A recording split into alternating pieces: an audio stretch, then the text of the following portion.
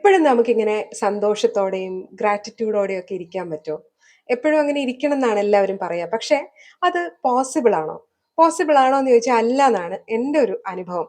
കാരണം എന്താന്ന് പറഞ്ഞാൽ നമ്മൾ സാധാരണ മനുഷ്യരാണ്. നമ്മുടെ മനസ്സിലൂടെ പല പല ചിന്തകൾ ഇങ്ങനെ കടന്നു പോയിക്കൊണ്ടേയിരിക്കും. ആ ചിന്തകളിൽ ചിലപ്പോൾ നമുക്ക് സങ്കടം ഉണ്ടാവും, നിരാശയുണ്ടാവും, കുറ്റബോധം ഉണ്ടാവും, അസൂയ ഉണ്ടാവും. പല തരത്തിലുള്ള ഇമോഷൻസിലൂടെ നമ്മൾ കടന്നു പോകുന്നുണ്ടാവും.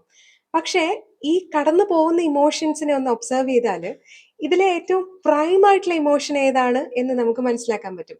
അതായത് നമുക്ക് ഏറ്റവും കൂടുതൽ നമ്മൾ ചിന്തിക്കുന്ന കാര്യങ്ങളിൽ നിന്ന് കിട്ടുന്ന ഒരു ഇമോഷൻ അത് ഏതാണ് എന്ന് അത്യാവശ്യമായിട്ട് നമ്മൾ കണ്ടുപിടിക്കണം. അത് നിരാശയാണോ, കുറ്റബോധമാണോ, അസൂയയാണോ, വിഷമമാണോ, ഏതാണ് മുന്നിട്ട് നിൽക്കുന്നത് എന്ന് നമുക്കൊന്ന് അറിയണം.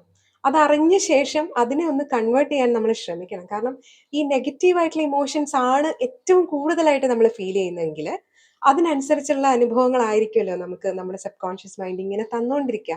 വീണ്ടും വീണ്ടും ആ അനുഭവം അതാണ് നമുക്ക് ഇഷ്ടം എന്ന് വിചാരിച്ചിട്ട് അതിങ്ങനെ വാരിക്കോരി തന്നുകൊണ്ടിരിക്കുകയാണ്. പക്ഷേ നമുക്ക് വേണ്ടത് മറ്റൊന്നാണ്. അപ്പം നമുക്ക് വേണ്ടത് സന്തോഷമായിട്ടിരിക്കുക, അല്ലെങ്കിൽ ഗ്രാറ്റിറ്റ്യൂഡിൽ അങ്ങനെ ഇരിക്കുക എന്നൊക്കെ ഉള്ളതാണെങ്കിൽ കൂടുതലായിട്ടും അത്തരം ഫീലിങ്സ് നമ്മൾ മനഃപൂർവ്വമായിട്ട് കൊണ്ടുവരാനൊന്ന് ശ്രമിക്കുക.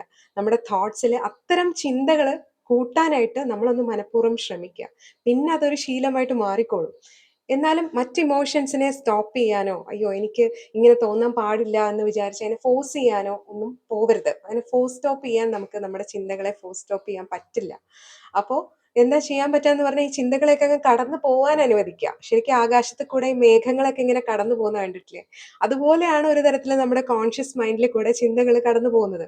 അത് വലിയ സംഭവങ്ങളൊന്നുമല്ല. നമ്മുടെ പാസ്റ്റിൽ നമുക്കുണ്ടായ അനുഭവങ്ങൾ, നമ്മുടെ അറിവുകൾ, അതൊക്കെ വെച്ചിട്ടുള്ള ലിമിറ്റഡ് ആയിട്ടുള്ള കുറച്ച് റാൻഡം തോട്ട്സ് ആണ്. അതിന്റെ പ്രത്യേകിച്ച് കാര്യമൊന്നുമില്ല. വെറുതെ വന്ന് അങ്ങനെ അങ്ങ് പൊക്കോളും. അപ്പൊ ആ ഒരു ചിന്തയ്ക്ക് വലിയ പ്രാധാന്യമൊന്നും നമ്മൾ കൊടുക്കേണ്ട ആവശ്യമില്ല. അത് അത്രമാത്രം പോസിറ്റീവ് ആയിട്ടുള്ള ഒരു തോട്ട് അല്ലെങ്കിൽ ഒരു പ്രതീക്ഷ നൽകുന്ന ഒരു ചിന്തയാണെങ്കിൽ മാത്രം നമ്മൾ അതിന് ഒരു ശ്രദ്ധ കൊടുത്താൽ മതി. ബാക്കിയുള്ളതൊക്കെ അങ്ങ് പാസ് ചെയ്ത് പൊക്കോട്ടെ.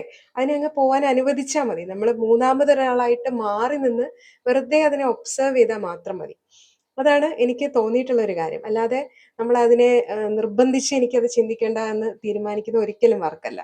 അത് പിന്നെയും കൂടുതൽ ശക്തിയോടെ ആ ചിന്ത നമ്മളിലേക്ക് തിരിച്ചു വരികയേ ചെയ്യുള്ളൂ, നമ്മൾ നിർബന്ധിച്ച് ആ ചിന്തയെ പറഞ്ഞയക്കാൻ ശ്രമിച്ചാൽ.